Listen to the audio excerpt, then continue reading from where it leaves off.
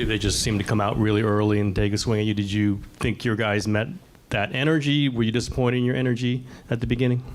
I just think they physically took it to us tonight. You know, the offensive rebounds early in the game set a tone. You know, they got into us and didn't let us get into our offense. You know, we hung in there. We had a good second quarter to keep the game close, and we liked you know, the start of the third. You know, getting Steph some space, and we just couldn't stay with them. They dominated us physically. I think they had about 18 more field goal attempts than us between the turnovers and the offensive board. So it was total domination. They deserved it. They had a great game tonight. Mike and his staff did a great job, and give them the credit they deserve. How do you kind of, I guess, step back, view the future of this team, you know, especially getting eliminated this early? Yeah, it's too early for me to even think about that. You know, you invest so much in the season, and there's so much that goes on. It's so emotional. It's you know, the highs and lows of this business are incredible. That's why we're all kind of addicted to it. You can't find this anywhere else in life. I know I can't. And you have to absorb the lows. We've been really blessed here with amazing players and, you know, multiple championships and finals appearances and the highest of highs. And this is the flip side. This is life. This is how it works. You don't get to stay on top forever. So what happens this summer and going into next year, we'll worry about that later. Right now, I'm just thinking about our guys and how committed they were this year, the connection they had, the effort they put in to put us in a position to at least have a chance. And we clearly weren't good enough, but not for a lack of effort or commitment from our guys. They were great all year. It's incredible when I think about, you know, you think about how difficult and physical this game was. And these guys have had, you know, our core group, 6 finals runs where, you know, you have 24 of these games, you know, in one playoff run. And that's what I was thinking about down the stretch of that game as it was clear we were losing, that, you know, Sacramento dominated, but our guys have been fighting for so long. They're incredible competitors and warriors, and I couldn't be prouder of them. But, you know, we've got an off season where we've got a lot to think about for sure. Steve, two questions for you. One, what do you think kind of kept Clay from really being able to get anything going on offense for him? Yeah, I thought they were really physical early in the game. So his first few shots weren't great looks. And so I think he fell out of rhythm. It can happen, you know, as a shooter, you miss your first few and the game isn't coming as easily. And I give them credit for their defense. They were really physical all night and made it tough on us. And then, I guess following up with the physicality of Sacramento, a lot of the turnovers, you know, just their ball pressure on you guys. We talked a lot about needing to not turn the ball over heading into this. What, I guess, kind of caused you guys to cough up the ball so much, and how did that change the momentum of this game? Yeah, the first half, I think we had 10 turnovers, if I'm not mistaken, and did a better job in the second half. But, you know, some of it was just, you know, some careless decisions. Some of it was there. I mean, De'Aaron Fox had a couple steals on the ball. So the pressure on the ball bothered us. And then I think, you know, later on in the game, you know, Steph was trying desperately to get us back in it, and he was, you know, making some plays where he felt like he had to try to make something happen, and you know, we got a little bit out of our offense at that point. Steve, over here on the side to your right. Following up on Kendra's question on Clay, how difficult was it for you to see him struggle like that, given everything he's meant to the organization, everything he kind of fought through this season, to have a very good second half, to see it end like that? What was that like for you? It's tough. It's tough. I love Clay so much. I mean, what he's meant to me in the 10 years we've been together. I've watched him the last couple of years, fighting the feeling of devastation from the injuries.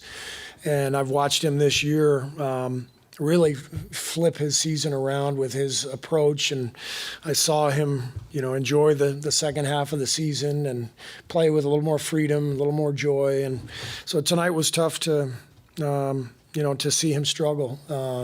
But as I told the guys in there, that it's all part of being an athlete and being an NBA player. I mean, there's incredible highs and really tough lows, and this was a tough one for Clay and for the whole team. We didn't play very well, and it hurts. So it's all part of it. Coach, is it inevitable that you mentioned being sentimental? That I don't know how long you've started kind of feeling that way, but like, kind of, what were your thoughts as you went into the locker room, knowing that the locker room may look a lot different? Or perhaps it could look the same. Yeah, I mean, and it's that way anyway. Even if you're winning, every year you lose guys and bring new guys in, and the relationships that you build in this job are really special because you go through so many emotional highs and lows together, and you form these powerful bonds that last a lifetime. That's what I love about team sports. I mean, my best friends in life are, my former teammates who I played with, and there's something incredibly powerful about, these relationships. And you just know that every year there's going to be changes, and it's part of the business, but doesn't make it any easier. Steve, it felt like this game was much more like early in the season, the hump you got over, where it's like they're throwing all this at Steph and you need somebody else. You've got a lot of guys who can score, but it feels like you just didn't know who was scoring that night. Just how difficult is that to run an offense when you don't know like which guy it's going to be, or maybe if two guys are having a bad night? Yeah, I mean, I think I've got to do a better job next year of helping us offensively, helping us find a little more rhythm. I think we got a little too dependent on individual play this year.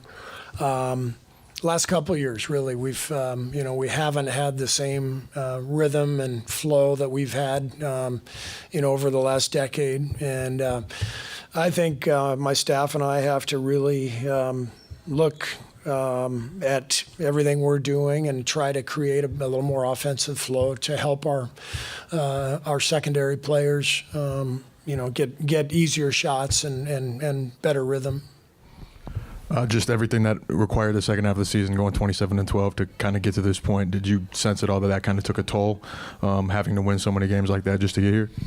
No, I mean, I don't think that was why we lost tonight. I think we found a really good formula and a good groove in the second half. To me, what this season is about is how many great teams there are in the West.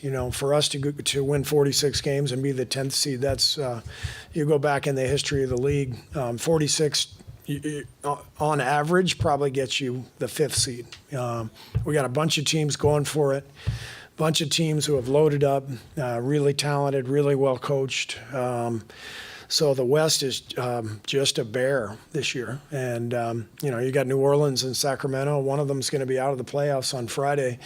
Both have had great seasons. And but you look at everybody above us, Dallas, Denver, Clippers. I know I'm missing several more.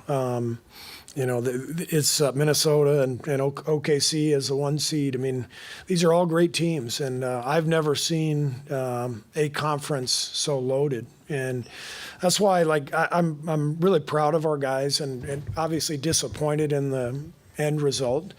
But I can't sit here and say, man, one play here, one play there.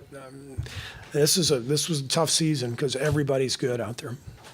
How do you kind of view your season coaching Chris, and how do you view his future or non-future with you guys? Chris has been fantastic, not only on the court but the leadership. is a difficult situation for him that he handled beautifully. But I mean, he's always been the starting point guard for his team. But you look at our team, and we're pretty small, and even though he's one of our best players, if we want to throw our best players out there, and he's one of them, you start, adding up, Chris, Steph, Clay, we're just, it's not the ideal roster for him.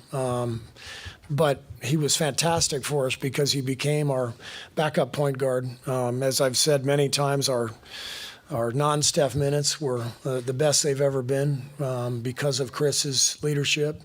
When anybody was injured and he played with Steph, it's fantastic. But it's tough to survive. You saw it tonight. I mean, I think their size and physicality overwhelmed us. And so when you look at the combinations that we have out there, it usually kind of separates Steph and Chris and Clay, and so there's not as many minutes as Chris would like. But the way he handled it this year was incredible. He's so professional, such a great mentor for the younger guys. One of the great pros I've ever been around, just his approach and his attitude and his sacrifice. I love coaching Chris, and I really hope we bring him back next year. And like I said, there's a long off season. We've got to see how it all plays out. Steve, in the second quarter, looked for a little while that Kuminga, Pajemski, and Moody were kind of holding you in this game. It's one game, but what does this, under this kind of challenge, tell you about those guys? What does it add to them maybe going into the offseason and next season? Yeah, I mean, I think all three had good seasons. Moses, was in and out of the lineup, but every time we called on him, including tonight, he really played well. And I think both he and Jonathan in their third years have really gotten better and blossomed. And BP showed that he's for real. As a rookie, there's a reason we played him so much. He's a hell of a player. Trace too. Trace had a tough night, but a great experience for him to feel this. And so we got a lot of good young players, and that's very promising. But we'll worry about all that stuff later on.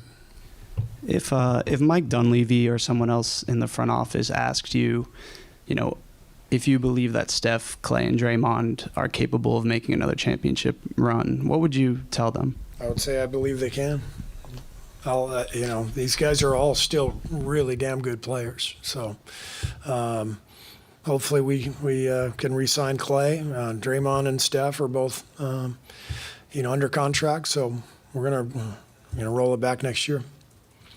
Clay is the question mark there, though. You mentioned that. I mean, how imperative do you view it to keep him around? We need Clay back. I mean, he's I know he had a tough night tonight, but what he represents for us, the spacing. We're not a deep shooting team. We're a little top heavy, and Clay's presence means so much to the spacing on the floor, to the flow of the offense, and he's still got good years left. And I know I speak for everybody in the organization. We want him back. Obviously, there's business at hand, and that has to be addressed with Clay's representatives and Mike and Joe. But what Clay has meant to this franchise, as good as he still is, we desperately want him back. Thank you.